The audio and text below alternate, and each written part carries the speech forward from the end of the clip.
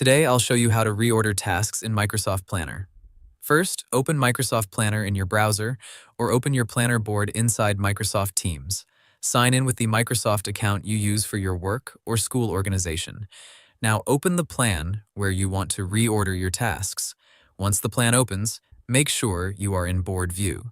This view shows your tasks as cards inside columns, also called buckets. Find the task you want to move.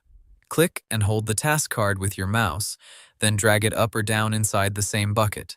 Release the mouse when the task is in the position you want.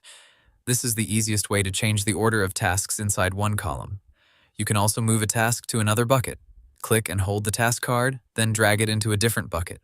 For example, you can move a task from to do to in progress, or from in progress to completed. When you drop the task into the new bucket, Planner will place it there. If your tasks are not staying in the order you expect, check your group by setting.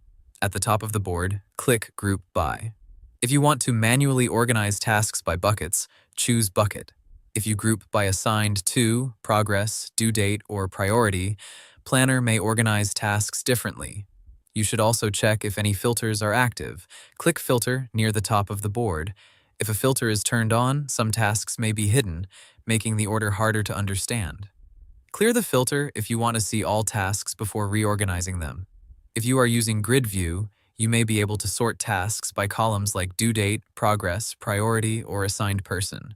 But for manual drag and drop ordering, board view is usually the best option. If you are using Microsoft Planner inside Teams and drag and drop feels difficult, try opening the same plan in the Planner web app. The browser version may be easier for rearranging tasks. So, to keep it simple, open your plan in board view, click and hold a task card, drag it up or down in the bucket, or move it to another bucket. Then check Group By and Filter settings if the order looks different. And that's how you reorder tasks in Microsoft Planner. Hope the tutorial was helpful, subscribe to my channel, and see you in the next video.